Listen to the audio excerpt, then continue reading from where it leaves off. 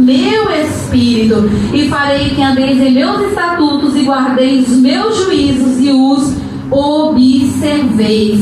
Ainda, igreja, eu gostaria de estar lendo aqui para os irmãos uma palavra sobre o coração, né, que se encontra em Mateus 15, ali no 19, porque do coração procedem os maus pensamentos, mortes, adultérios, prostituições, furtos, falsos testemunhos e blasfêmias, né? Fala para guardar o coração.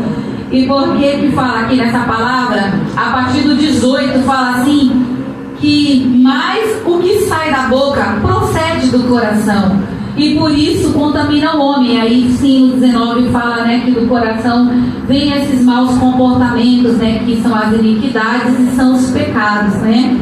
E no 20 fala, são essas coisas que contaminam o homem, mas comer sem lavar as mãos, isso não contamina o homem. Foi um exemplo ali que Jesus estava dando ali, né, acerca do que contamina o homem, as iniquidades e os pecados, né? Pode se assentar, igreja. Glória a Jesus. Por que eu gosto dessa palavra? Tem algumas palavras que eu carrego comigo desde o início do Evangelho. Eu me apego nessas palavras para eu poder crer nas promessas do Senhor, que elas vão chegar, né?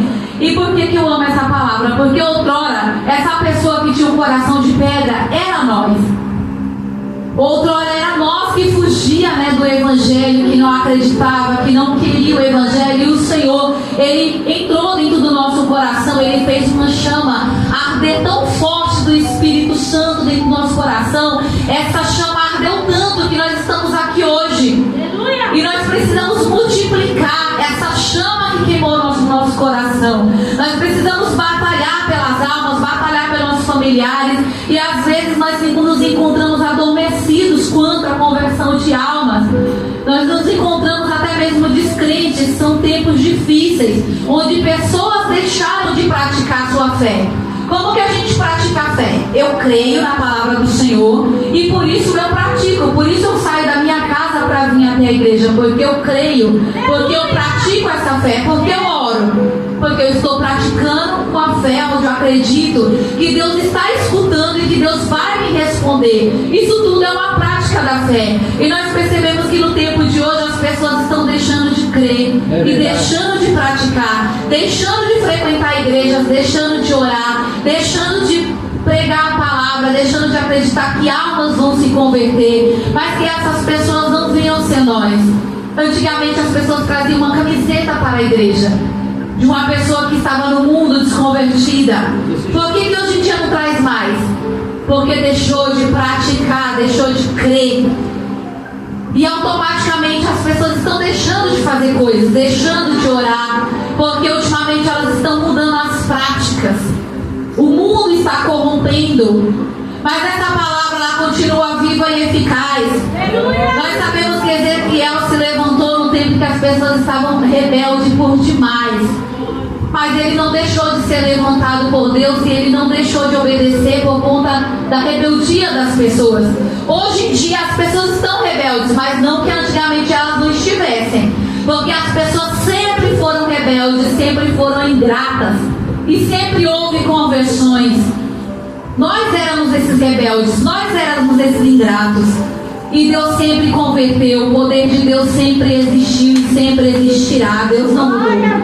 Deus continua sendo o mesmo que fala e que cumpre. Aqui tem uma promessa da descida do Espírito Santo até mesmo, porque Jesus, ele usou ali os profetas desde o início para falar que haveria uma mudança, que haveria, ele levantou profetas para falar que ele viria e que haveria ali a descida do Espírito Santo e que algo ia mudar, que algo ia acontecer.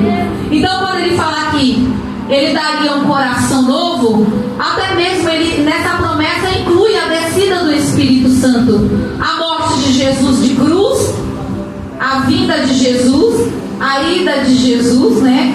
E a descida do Espírito Santo inclui aqui, é uma promessa, porque é através do Espírito Santo que nós somos convencidos do pecado. Foi através dele que a chama ardeu no nosso coração, que ele veio a trazer uma reflexão no nosso coração, um confronto, né? A palavra de Deus nos confronta, o Espírito Santo nos confronta,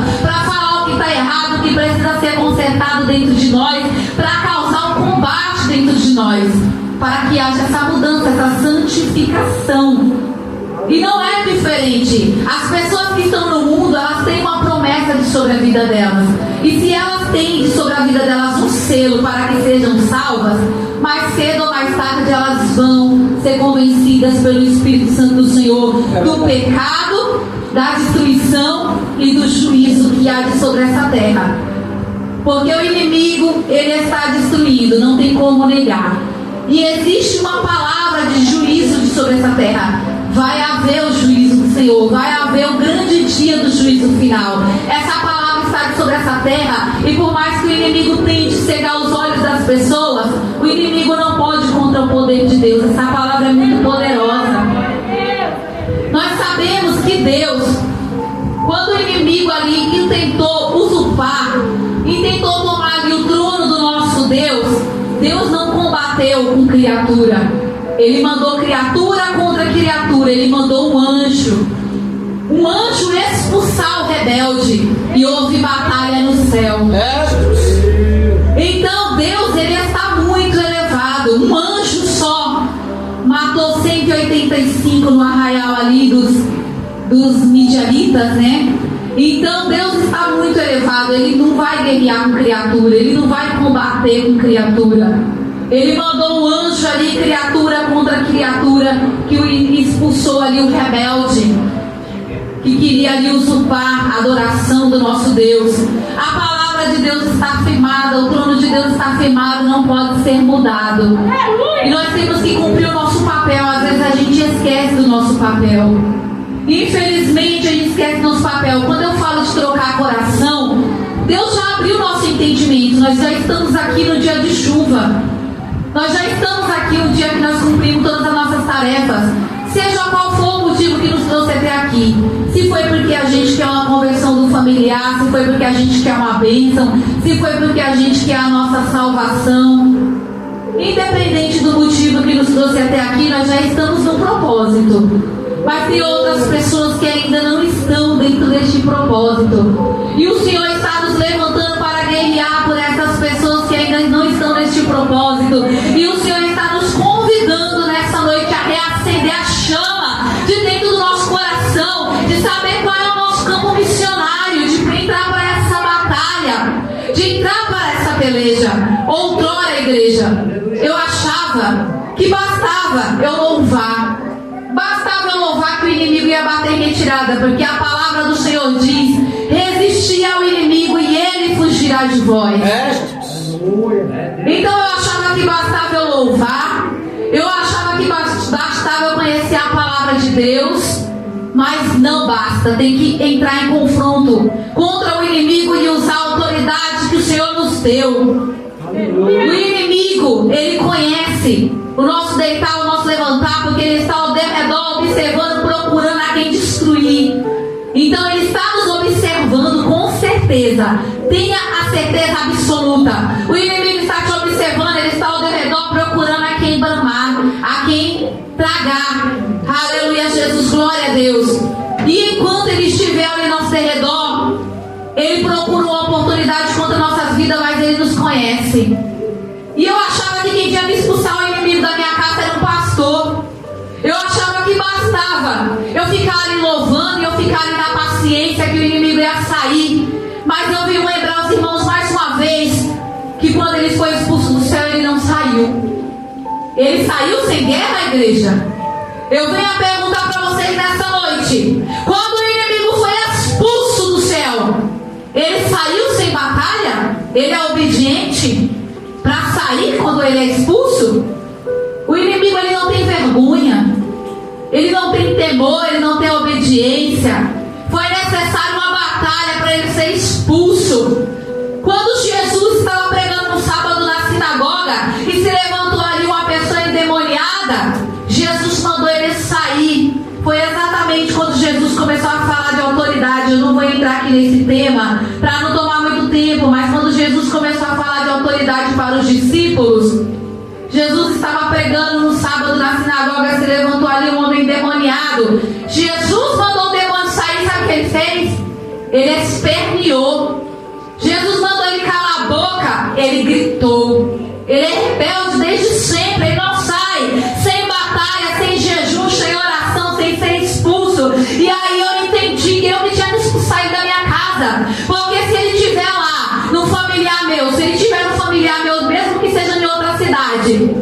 ele é rebelde, ele tem que ser expulso, tem que usar a autoridade que o Senhor nos deu contra ele. Quando Jesus falou ali para os que andavam com ele: eis que vos dou autoridade para expulsar demônio, mas não se alegre dos demônios vos sujeitar, né? Jesus falou ali para os discípulos: eis que vos dou autoridade. Quando chegaram aqueles outros discípulos, né, se eu não me engano 72, que andavam de 2 em 2, de cidade em cidade, porque Jesus ficou ali com seus 12 e mandou outros 72 de cidade em cidade, anunciando que ele estava indo com palavra de vida, com salvação, e anunciando o evangelho. E quando ele chegava, já havia sido anunciada a ida dele. Jesus já vinha sendo anunciado, porque foi de 2 em 2, 72 foi enviado, né?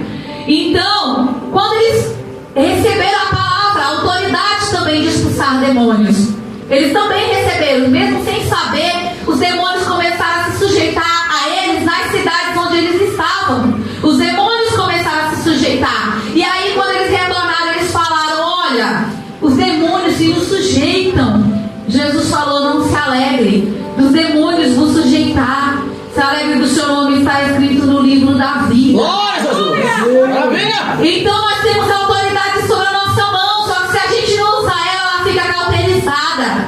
Ela fica como se fosse uma gaiola reservada. Ela fica como se fosse ali a arca. A arca, quando estava ali na casa de Obed-Edom, né, que fala, o Geteu, aleluia, ficou ali na casa ali do homem, nada aconteceu, 20 anos. Então tem tudo isso, ficou na casa de um, não aconteceu nada, ficou na casa do outro, em 3 meses prosperou em tudo. Então depende se vai ser exercido e praticado ou se vai ficar cauterizado, guardado, reservado, empoeirado. A autoridade é assim, a fé é assim, ou pratica, ou usa, ou nada acontece. E eu falo as coisas para os irmãos porque eu tive que descobrir as coisas nas lágrimas, no joelho no chão, nas vigílias, nos clamores, me trancando dentro de casa no meu sábado e no meu domingo, e chorando e orando e perguntando: Deus, por que Deus? Por que Deus? Me fale comigo, me revele, Senhor. Porque Deus, Ele não costuma ficar mandando revelações para mim através dos profetas. Eu queria chegar nos cultos, né, e o Senhor levantar alguém que viesse até mim me responder as coisas, mas não acontece assim comigo. Muitas vezes, quando a dor é muito grande, eu tenho que trancar minha porta sábado e domingo e descer e não falar com ninguém, e sumir e ninguém me encontrar, e eu louvar, eu chorar, eu orar, até Deus me responder os meus porquês. Por quê, Senhor? E aí o Senhor vai falando e o Senhor vai respondendo, porque quem tem sede, a água viva está aqui para quem tem sede. Eu não sei se os irmãos percebem que a água está descendo todos os dias. Hoje em dia a gente tem muita informação, é muito fácil encontrar um versículo, você vai lá no Google e acha. Antigamente, quando eu queria me lembrar de um versículo, eu esfolhava a Bíblia 2 meses procurando. Quando eu queria me lembrar de um hino, nossa, eu falava: Espírito Santo, me lembra desse hino, porque eu só estou conseguindo lembrar de uma parte. Que hino foi que aquela irmã louvou naquele congresso, Deus? Eu queria tanto me lembrar. E eu orava e falava: Espírito Santo, me lembra daquele hino. Que hino foi que aquela irmã louvou naquele dia, naquela vigília? Hoje em dia você pega a rede social, você encontra estudos completos do assunto que você quer. Você encontra endereços, hoje em dia é a era da informação. Tem muita informação e pouco temor, pouca prática, poucas pessoas compromissadas. O presbítero Emanuel estava falando aqui a mais pura verdade. Você vê nas empresas, as pessoas metem um atestado de 5 dias, outro de 7 dias, e assim vai emendando. Não tem compromisso. Não tem compromisso com Deus, não tem compromisso com família, não tem compromisso com mais nada. Ninguém quer nada com nada. Mas o Senhor está procurando pessoas que queiram compromisso, que queiram trabalhar com almas. Glória! Que queiram entrar na peleja. A palavra diz: os covardes que volte, o Senhor chamou a mim e a ti para guerrear. O Senhor chamou a mim e a ti para guerrear no nosso campo missionário. Na igreja já existe uma hierarquia. Às vezes a gente está preocupado com a igreja, Mas já existe uma hierarquia, né? A igreja precisa, como o presbítero Emanuel falou perfeitamente aqui outro dia, a igreja precisa de uma pessoa para abrir o culto, para lavar o banheiro, que é difícil de ser achado. Nas empresas está difícil achar uma pessoa para fazer aquelas coisas que ninguém quer fazer. Mas para ser gerente está cheio de gente querendo. Na igreja está cheio de gente querendo alguns cargos missionários, alguns cargos mais elevados, fazer o papel do pastor. Mas não tem pessoas que queiram orar, chorar por almas. É difícil você ver uma pessoa orando, chorando pelas almas, com as lágrimas descendo e falando: Deus, olha lá aquele mendigo lá naquela rua e chorando. Difícil. Eu só vi isso uma vez. O irmão orava pelas almas e as lágrimas desciam. Ele falava: Deus, as almas estão perecendo, Deus. Quem é que vai ajudar essas pessoas? Elas estão cegas, elas estão aprisionadas na mão do inimigo, elas estão escravas. Outrora a gente estava cego e escravo na mão do inimigo. É verdade. Mas as pessoas, elas pensam: ela está gostando. Elas estão lá, elas estão gostando. Será que a gente gostava quando a gente estava escravo na mão do inimigo? Antigamente, igreja, eu tinha várias coisas na minha mente que o Senhor ele foi desembaralhando através da oração. O Senhor foi esclarecendo, tanto que fala que a palavra do Senhor é lâmpada para os nossos pés. Realmente, quando a lâmpada se acende, nós enxergamos com toda a clareza. Quem anda no escuro tropeça, mas quem anda no claro discerne. Eu achava que aquela palavra que diz que não é por força nem por violência era sobre a conversão de almas, mas não é. Ela é sobre a reconstrução dos muros, porque havia muito impedimento, não queriam deixar reconstruir os muros. E aí o Senhor falou para Zorobabel ali: olha, não é por força nem por violência, pode ficar em paz, é no meu poder que esses muros vão ser reconstruídos. Não era sobre salvação de almas essa palavra, eu achava que era, porque o reino do céu é tomado à força. Eu conheço pessoas que não queriam ir para a igreja, mas uma amiga minha, ela ia todo dia na porta de uma outra conhecida nossa, esperava ela tomar banho. Aí ela falava: hoje eu não vou não, porque não vai dar tempo, porque eu hoje fiz muita coisa e ainda não tomei banho. Aí ela falava assim: eu espero até você tomar banho pra gente ir. E tanto que essa moça se converteu, e até hoje essa moça está na igreja. Olha, já passou anos, mas foi pelo esforço, porque a moça tentava fugir dela e ela não deixava. Conheço um irmão que o Senhor falou: vai até a casa daquele desviado, fala da minha palavra para ele, porque eu vou preparar o cenário. E aquele irmão falou assim: olha, Deus, aquele homem ele tem uma fama de ser bruto, e ainda mais desviado, tem um coração endurecido. Aí ele passou na frente da casa do homem e não estava encontrando coragem. Esse irmão, ele teve a estratégia de furar o pneu da própria bicicleta.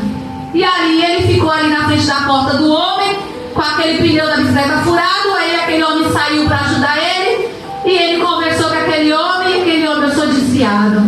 E o coração daquele homem se abriu e aquele homem chorou. Tem pessoas que já estão a tempo de explodir. O coração dele está a tempo de explodir. Basta uma estratégia, basta uma palavra minha e tua, só que a gente fica ali: ah, será? Deus manda a gente dar um abraço numa pessoa para poder entregar a revelação no abraço.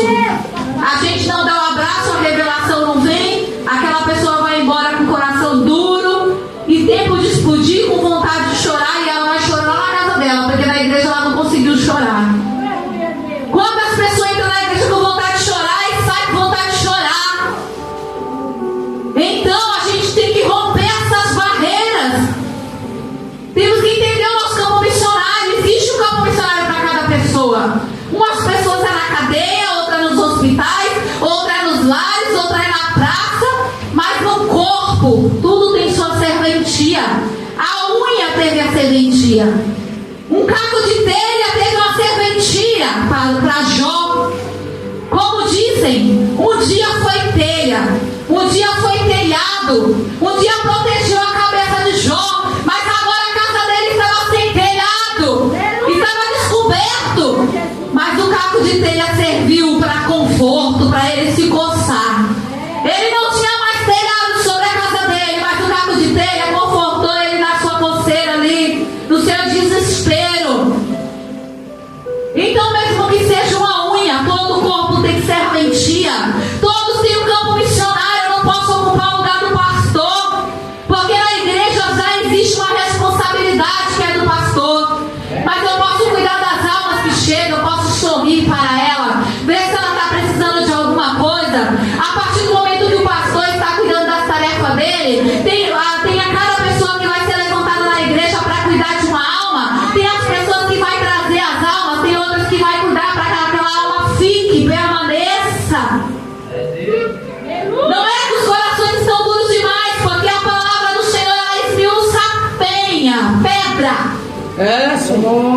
Eu não posso, num culto só, pregar a Bíblia inteira, porque não é por muito falar, mas a palavra do Senhor é um martelo que esmiuça pedra. Esmiuça penha, esmiuçou o nosso. Eu fugia dos crentes, a minha mãe era cristã ali desde sempre. Eu ficava dentro do quarto até os crentes irem embora de casa. Se eles passassem o dia todinho em casa, eu ficava dentro do quarto o dia todinho, esperando eles ir embora para mim sair do quarto. Mas eu fui evangelizada dentro de casa. Dentro de casa minha mãe orava. Falam que Deus já conhece a Bíblia, que não precisa falar para Deus na oração que está escrito na Bíblia. Mas a minha mãe, ela orava a Bíblia inteira. Ela orava: Deus, o Senhor falou isso na tua palavra, o Senhor falou isso na tua palavra, o Senhor falou isso na tua palavra, eu creio, eu recebo, eu tomo posse, eu espero em ti. E como que eu aprendi a Bíblia? Nas orações dela, inconscientemente. Porque o meu ouvido tinha que ouvir, não tinha escapatória. Tem uma pessoa orando dentro de casa, seu ouvido está ali, inconscientemente você vai ouvir, querendo ou não. Eu não posso esperar o meu familiar ficar endemoniado para chamar um pastor para expulsar o demônio dele. O demônio tem ouvido, estando endemoniado ou não estando, a gente está expulsando 24 horas. Essa casa não te pertence, saia dessa casa. Essa casa é minha, essa família é minha. Pega a tua bagagem e sai agora em nome de Jesus. Pode não estar endemoniado, mas o inimigo está lá e ele sabe que está lá. O inimigo, quando ele está no lugar, ele deixa vestígio. Uma pessoa, quando está com o inimigo no corpo dela, com a legião, tem vestígios nela. Dá para ver o escândalo, dá para ver ali a imoralidade, dá para ver as palavras torpes, dá para ver os vícios. Não precisa estar endemoniado para expulsar. A pessoa pode estar dormindo, mas o inimigo da nossa alma não dorme. A pessoa pode estar dormindo e você pode estar expulsando, pode estar ungindo, pode colocar a sua fé em ação, ungindo ali um sapato, uma peça de roupa, a cama. Isso se chama colocar a fé em ação, isso se chama prática. Eu creio tanto na palavra de Deus que eu saí da minha casa para vir até aqui. Eu creio tanto na palavra de Deus que eu unjo o meu familiar mesmo dormindo. Eu creio tanto que Deus vai trocar o coração de pedra que eu estou aqui orando pelo meu familiar que está em outra cidade, mas a minha oração chega lá. Isso se chama prática. Exercer a fé, que é o que hoje em dia as pessoas não estão fazendo mais. Estão deixando de praticar a oração, estão deixando de praticar vir na igreja, estão deixando de louvar e estão gastando seu tempo em outras coisas, se corrompendo com as coisas deste mundo. Quando a Bíblia diz: não se conformeis, mas estão se conformando. Não podemos andar em toda onda que surge, em todo vento que surge. Se alguém falar para nós, a moda dos crentes desse ano ou dessa década é andar com a melancia na cabeça. Todos os crentes dos Estados Unidos estão andando com a melancia na cabeça. A mídia, ela é tão forte que ela vai convencer muitos que isso é o normal. Porque de década em década surgem novas ondas. A música atual mudou. Tem uma nova moda, um novo ritmo de música gospel que veio dos Estados Unidos e que está agindo agora no momento. Só que nós não podemos virar pessoas que andam conforme a moda.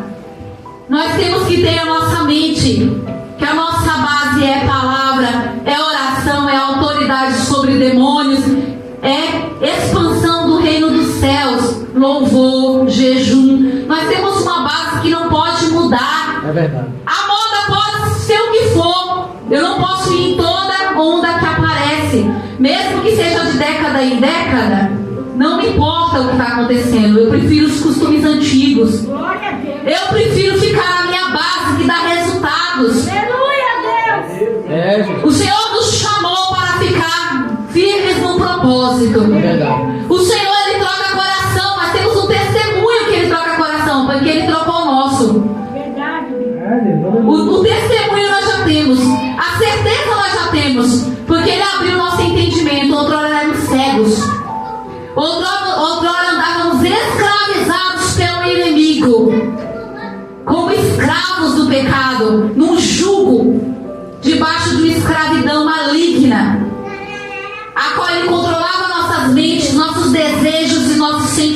momentos.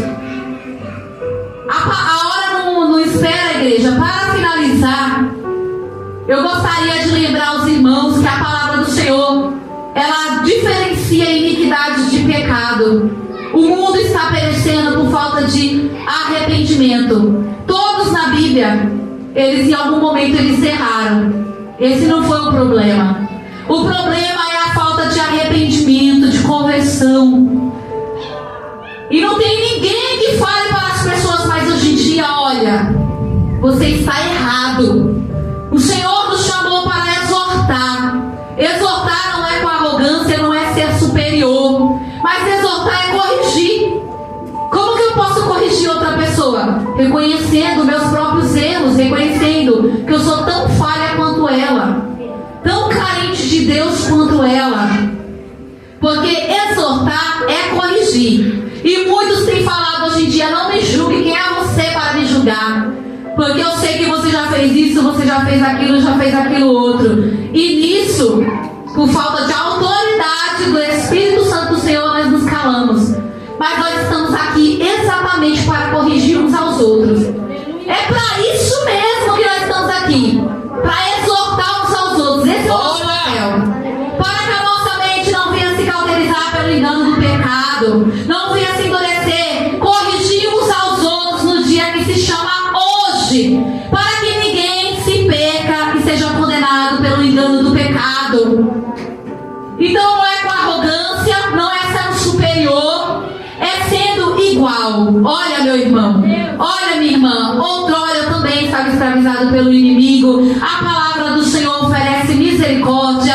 Às vezes, para não haver um combate, a melhor coisa é chegar perto da pessoa e falar do amor de Deus, não confrontar aquela idolatria que ela tem, não confrontar diretamente aquela idolatria, aquela rebeldia que ela está, mas fala: olha, é tempo de conserto, o Senhor te chama, o Senhor te ama, mas não podemos abrir mão de fazer a nossa parte. E nisso que a Bíblia separa pecado de iniquidade. Iniquidade é a continuação.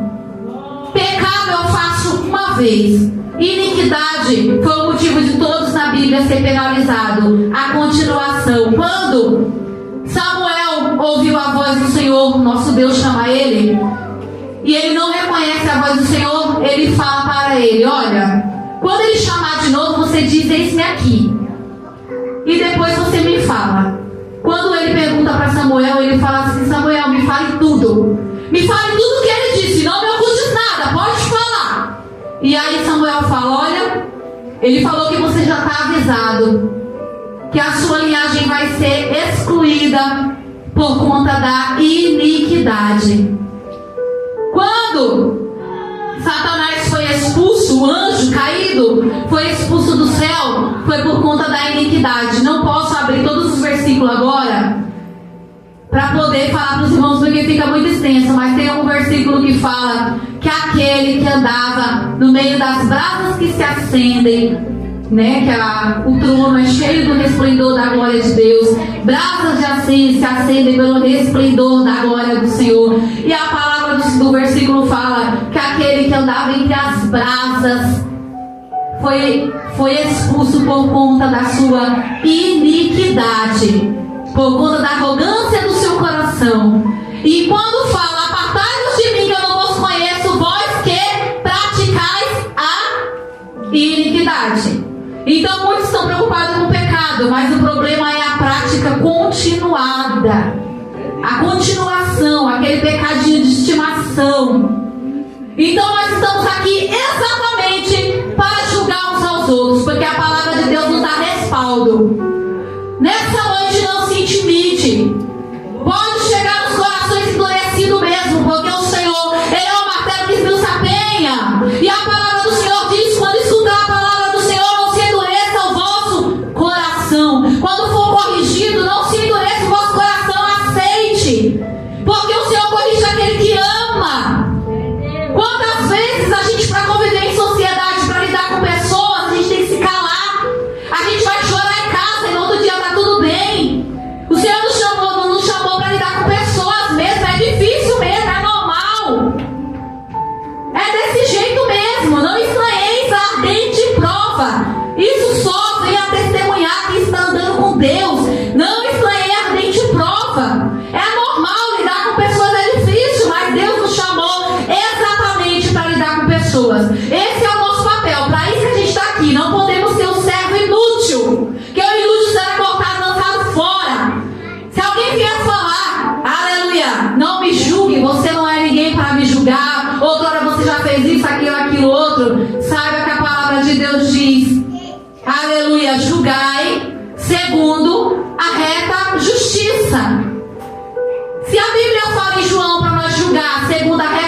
justiça, qual que é a reta justiça?